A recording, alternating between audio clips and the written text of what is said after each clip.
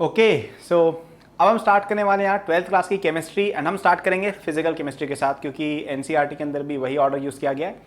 तो पहला चैप्टर हो गया आपका सॉलिड स्टेट।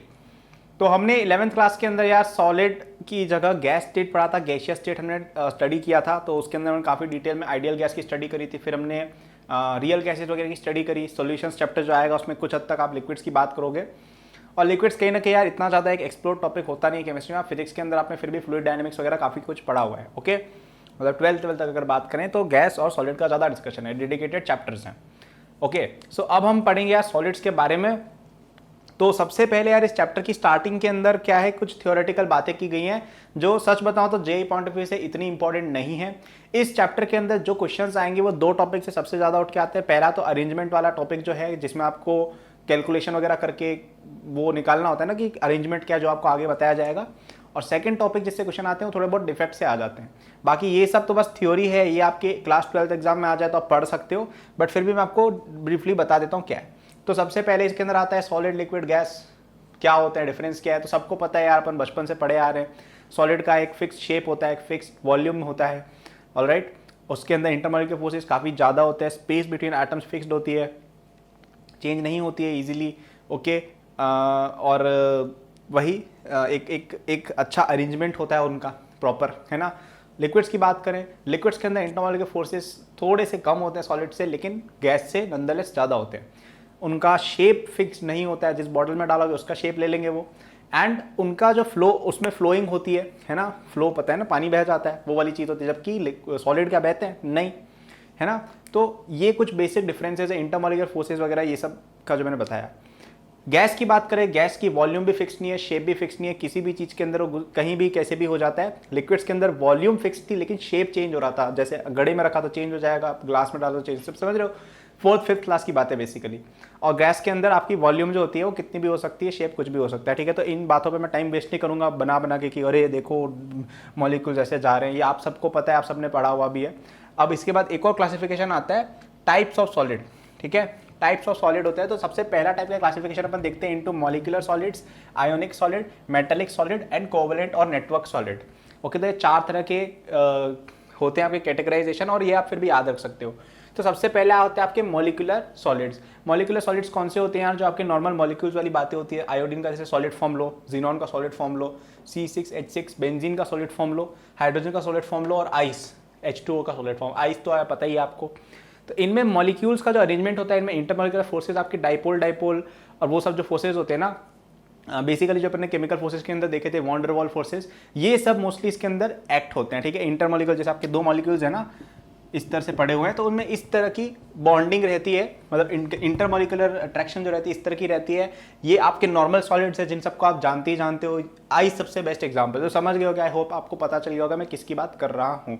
इनका मेल्टिंग पॉइंट, मेल्टिंग पॉइंट वगैरह या हार्डनेस की बात करें तो वो यूजली आपके डिपेंड करता है सॉलिड के ऊपर कैसा क्या रहेगा, ठीक है, बट यूजली ये ठीक ठाक हार्ड होता है। अपन नेक्स्ट बात करते हैं किसकी, आयोनिक सॉलिड्स की। आयनिक सॉलिड्स की बात अगर हम करें तो ये आपको ऑब्वियसली पता चल गया होगा, ये आयंस से बने हैं, जैसे NaCl ZNS है। तो इसके अंदर प्रॉपर आपके दो आयंस आते हैं, जुड़ के बनते हैं, ठीक है। इनके बीच में इलेक्ट्रोस्टैटिक या कोलम्बिक इंट्रैक्शन फोर्स रहता है, ठीक है। डाइपोल्स वगैरह इसमें बनते रहते हैं, तो डाइपोल वगैरह इस तरह की इंट्रैक्शन इसमें रहेगी। दो एटम्स के बीच में कोलम्बिक फोर्स रहेगा, है ना। और ये यूजुअली काफ़ी हार्ड होते हैं, काफ़ी ब्रिटल भी होते हैं, इनके मेल्टिंग पॉइंट भी काफ़ी हाई होते हैं, जो आप देख ही सकते हो कि NaCl वगैरह का मेल्टिंग पॉइंट अगर आप देखो काफ़ी हाई रहता है। तो ये आपके आयनिक सॉलिड्स के नाम से ही पता चल रहा है। मेटेलिक सॉलिड्स, इनमें नाम से ही पता चल रहा है कि मेटल की बात हो रही है। तो जैसे अपन Cu की बात करें, जैसे Cu है तो Cu का मेटल में Cu ऐसे बहुत सारे पड़े हुए हैं, उनके बीच में मेटेलिक बॉन्डिंग है, मेटेलिक बॉन्डिंग, ठीक है। तो ये हो गए आपके मेटेलिक ये सॉलिड्स। इनका मेल्टिंग पॉइंट वगैरह वेरी कर सकता है, डिपेंड करता है मेटेलिक बॉन्ड कितना स्ट्रॉन्ग है। जैसे गोल्ड वोल्ड की बात करो, ठीक है, सॉरी मतलब कोई कोई जो मेटल्स होते हैं काफ़ी इजीली मेल्ट हो जाते हैं यार। जैसे आपका वो हो गया ये मरकरी Hg, काफ़ी इजीली मेल्ट हो जाता है इवन रूम टेम्परेचर वगैरह पे। तो ये थोड़ा सा अगर ज़्यादा हीट कर दो तो ये पिघल जाता है। थर्मोमीटर में यूज़ होता है ना मरकरी, तो ये इसमें जैसे वीक इंटरमोलिकुलर फोर्सेज हैं कहीं ना कहीं, इसीलिए ये मेल्ट होगा, लिक्विड फॉर्म में एग्जिस्ट कर रहा है रूम टेम्परेचर। और कई सारे जैसे आयरन है, कॉपर वगैरह है, ये काफ़ी ईजिली मेल्ट नहीं होते हैं। तो ये इनमें ज़्यादा मॉलिकुलर इंट्रैक्शन है, तो ये स्ट्रॉन्ग मेटेलिक बॉन्ड रखते हैं, तो ये इनका मेल्टिंग पॉइंट हाई होगा।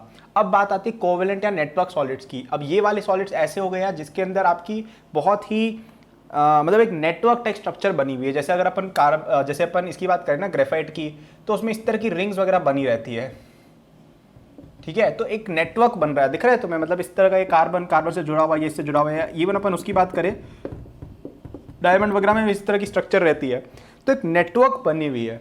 ओके, तो इसलिए इनको नेटवर्क सॉलिड कह दिया जाता है, कोवेलेंट सॉलिड कह दिया जाता है। ये आपके कुछ एग्जांपल्स है, आपके कार्बन का डायमंड वाला फॉर्म, ग्रेफाइट वाला फॉर्म, SiC कार्बोरेंडम जिसको कहा जाता है, एल्यूमिनियम नाइट्राइड, है ना, तो एल्यूमिनियम नाइट्राइड। तो ये जो स्ट्रक्चर्स है इनमें यार बहुत अच्छी अच्छी प्रॉपर्टीज दिखती है। जैसे ये बहुत ज़्यादा हार्ड होते हैं, बहुत हाई मेल्टिंग पॉइंट होता है। आपका डायमंड का तो पता है आपको कि diamond one of the hardest substance है ना। तो इस तरह की बहुत सारी प्रॉपर्टीज इसके अंदर दिख जाती हैं। तो ये भी एक वही था, अपन ने कैटेगराइजेशन कर दिया एक कि types of solid in another way on basis of type of bonding, है ना। तो ये हो गया आपका। ये आप प्लीज एग्जांपल और इसकी बेसिक प्रॉपर्टीज याद रख लो कि इसमें किस तरह के बॉन्ड होते हैं। एग्जांपल्स आपको दिमाग में होने चाहिए, कभी कभार पूछ लिए जाते हैं, ठीक है। और लास्ट अपना क्वालिफिकेशन है ये क्रिस्टलाइन वर्सेस एमोर्फस, है ना। अब ये मैं बताऊंगा, ये थोड़ा ज़्यादा इंपॉर्टेंट है, इसको ध्यान से सुनिएगा। तो क्रिस्टलीन वाले जो सॉलिड्स होते हैं ना, वो वाले सॉलिड्स होते हैं जिनके अंदर एक प्रॉपर क्रिस्टलीन स्ट्रक्चर होती है। फॉर एग्जांपल आपके जो एटम्स हैं वो ऐसे ऐसे ऐसे एकदम एक स्ट्रक्चर में अरेंज्ड होंगे, ठीक है। ये प्रॉपर आपके क्रिस्टलाइजेशन से बनते हैं, क्रिस्टलाइजेशन की प्रोसेस से बनते हैं, जिसमें आप एक लिक्विड को लेते हो, उसको स्लोली कूल डाउन करते हो, ठीक है।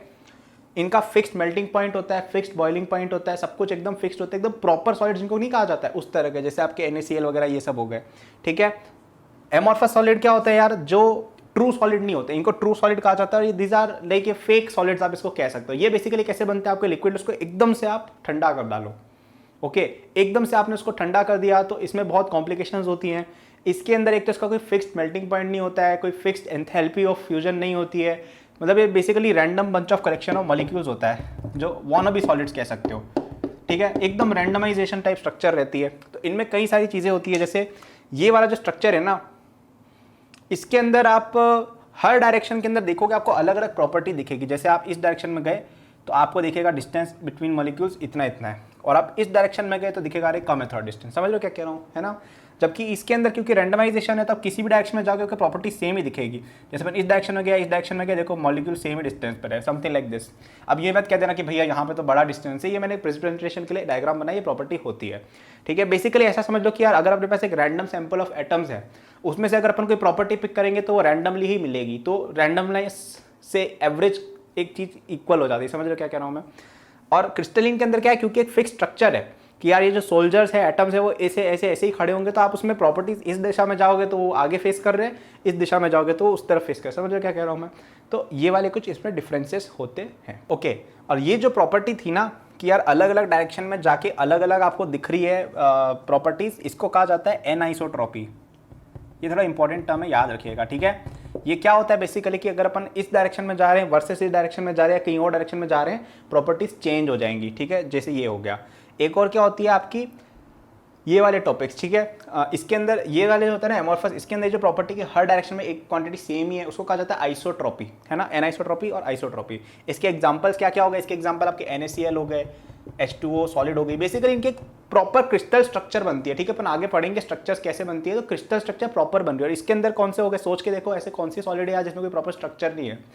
एक हो गया आपका ग्लास हो गया, ठीक है। ग्लास को तो जैसे आपने कई लोगों ने सुना भी होगा कि ग्लास फ्लो होता है, मेल्ट होता है, मतलब आप किसी पुरानी जगह जाना और वहाँ पे विंडोज़ देखना, मतलब बड़ी बड़ी विंडोज़ नहीं होती कहीं की बिल्डिंग्स में, चर्च वगैरह वॉटेवर, वहाँ पे आप जाओगे तो वहाँ पे अगर कोई ऐसा ग्लास है जो 50 साल पुराना, 20 साल पुराना, 100 साल पुराना है, तो उसमें देखना नीचे की तरफ थिक होती है वो विंडोज़, क्योंकि वो ग्लास बह के नीचे आ जाता है, ठीक है। तो इसमें ये चीज़ होती है। एक प्लास्टिक आपका एग्जाम्पल हो गया, है ना।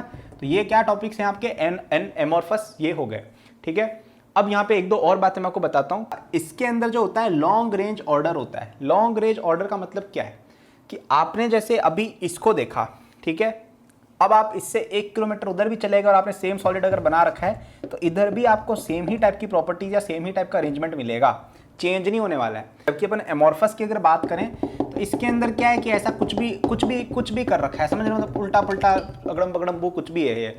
तो इसमें ऐसे शॉर्ट टर्म, इसमें शॉर्ट रेंज ऑर्डर नाम करके एक प्रॉपर्टी वो फॉलो की जाती है। मतलब कि आपकी कोई छोटा सा एरिया लोगे उसमें चलो ठीक है कुछ एटम्स आसपास होंगे, लेकिन वरना अजीब है। जैसे आपको मैं एक बात बताता हूँ, जैसे एक सोल्जर्स की बैरिकेड आपने कभी देखी है, एनसीसी आपके स्कूल में हो या स्काउट्स हो या आपने कभी परेड देखी हो रिपब्लिक डे पे, तो वहाँ पे क्या है, जो सोल्जर्स है वो एक इक्वल डिस्टेंस पे रहते हैं, तो एकदम स्ट्रक्चर में अरेंज होते हैं, तो आप उसमें आगे सोल्जर्स देखो या पीछे के देखो, सबके सब अच्छे से अरेंज है, सेम डिस्टेंस वगैरह होती है, ठीक है, एक ऑर्डर होती है। तो वो हो गई क्रिस्टलिन के अंदर, ओके। जबकि अगर आप एमोर्फस के अंदर देखो तो it is similar to a playground, जिसमें बहुत बच्चों को ऐसे ही छोड़ दिया हो, तो बच्चे किधर भी जा रहे हैं तो उसमें कई छोटे छोटे ग्रुप्स को अगर आप देखोगे उनमें ऑर्डर होगा कि यार आप लेट से फुटबॉल के गोल के पास चले गए, वहाँ पे कुछ बच्चे खेल रहे हैं, वहाँ पे एक ऑर्डर हो सकता है कि यार वो लोग आपस में बात करें, कुछ एक पर्टिकुलर ऑर्डर में फुटबॉल खेल रहे हैं। लेकिन आप बास्केटबॉल ग्राउंड में जाओगे वहाँ पे भी एक अलग ऑर्डर होगा, लेकिन एक कोई लॉन्ग रेंज अरेंजमेंट नहीं है जैसा परेड में दिखेगा, ठीक है। एक थोड़ा अजीब एग्जाम्पल था, but I hope you can relate to it. तो ये आपके एग्जाम्पल्स हो गए। अब हाँ, एक और बात कि क्रिस्टलिन सॉलिड जो होते हैं ना, इसके अंदर अगर अपन इसकी अलग अलग तरीके से क्रिस्टलाइजेशन करें तो अलग अलग तरह के आपको प्रोडक्ट्स मिलते हैं, है ना। जैसे आपको मैंने बताया था ना कि अपन इसको स्लोली स्लोली कूल डाउन वगैरह करते हैं तब जाके बनती है आपकी क्रिस्टलिन सॉलिड। तो अगर अपन ने किसी अलग तरीके से इसका क्रिस्टलाइजेशन किया, लिक्विड से सॉलिड बनाने की प्रोसेस अलग तरीके से की, तो इसमें अलग आपका बन जाएगा सॉलिड। इस फिनोमेना को कहा जाता है आइसोमॉर्फिज्म, सॉरी पॉलीमॉर्फिज्म, ठीक है। पॉलीमॉर्फिज्म नाम कहा जाता है, आइसोमॉर्फिज्म हर जगह घुसा दिया भाई मैंने। पॉलीमॉर्फिज्म नाम है इस फेनोमेनन का, जहाँ पे क्रिस्टलाइन सॉलिड जो है वो ये शो करते हैं। इसके अंदर क्या होता है, अलग अलग कंडीशंस के अंदर क्रिस्टलाइजेशन करने पर अलग अलग तरह का स्ट्रक्चर ऑफ द सॉलिड बन जाता है। इसमें इस तरह की कोई प्रॉपर्टी नहीं होती है। तो ये वाला मैंने बहुत अच्छे से आपको समझा दिया, डिफरेंसेस जितने भी बिटवीन क्रिस्टलिन एंड अमॉर्फस। अगर आपने वीडियो में अभी तक कुछ भी याद नहीं किया तो ये जो मैंने लिखा हुआ है बोर्ड पे वो एटलीस्ट याद होना चाहिए, इसके एग्जांपल सारे, और इनके बीच में डिफरेंसेस क्या है, इनके नोट्स आप प्लीज़ बना देना। ये वीडियो जो बनाई ना मैंने अभी तक जो बोला वो इतना यूजफुल नहीं था, बस क्रिस्टलिन अमॉर्फस थोड़ा बहुत कह सकते हो, क्योंकि ये केवल एनसीईआरटी बोर्ड वगैरह में आता है। जेई के अंदर जो आएगा वो अपन नेक्स्ट देखेंगे। तो आपको अगर ये चीज़ अच्छे से देखनी हो, आपको और ज़्यादा याद करना हो, तो आप एनसीईआरटी में देख सकते हो, उसमें टेबल वेबल सब बना के अच्छे से बता रखा है। जो मैंने बोला वही बातें लिखी है, बट थोड़ा ऑर्गेनाइज्ड वे में बता रखा है ताकि आप समझ सकते हो। बेस्ट तो यही है, आप सेल्फ नोट्स वगैरह बना के उससे रिवाइज करो। तो ये हो गया अपने classification of solids. Thank you for watching this video till the end. I am sure that you enjoyed it. यदि आप अपनी पूरी जेई प्रिपरेशन मेरे साथ करना चाहते हैं तो आपको डिस्क्रिप्शन में मेरे जेई के फुल कोर्स का लिंक मिल जाएगा। इस कोर्स में आपको जो यूट्यूब पे मेरे लेक्चर्स और प्रॉब्लम सॉल्विंग के वीडियोस मिलते हैं उसके कंपेयर में बहुत ज्यादा कंटेंट है, एंड आपको यहाँ पे practice sheet with solution, test series with solution दी मिलती है। It's a complete solution, you can rely on it. आप यदि किसी कोचिंग जाते हैं या अगर आप सेल्फ स्टडी करते हैं, in both cases it will be very useful, so do check it out, okay. इसके अलावा मेरे जेई के फ्री नोट्स भी डिस्क्रिप्शन में लिंक्ड है, एंड डिस्क्रिप्शन में और भी मैंने बहुत सारे रिसोर्सेज फॉर स्टूडेंट्स डाले हुए हैं, जैसे the books that I recommend, my social media and my newsletter in case you want more content और if you want to approach me with any doubts और सजेशन। नोट्स हैं NEET के students के लिए, कॉलेज स्टूडेंट्स के लिए, startup enthusiast के लिए भी, ओलंपियाड एंथुसियास्ट के लिए भी कोर्सेज हैं, तो चेक जरूर कर लीजिएगा डिस्क्रिप्शन, आपको काफी यूजफुल रिसोर्सेज वहाँ मिलेंगे। Thank for watching, like subscribe कर लीजिएगा for more such videos. Good luck.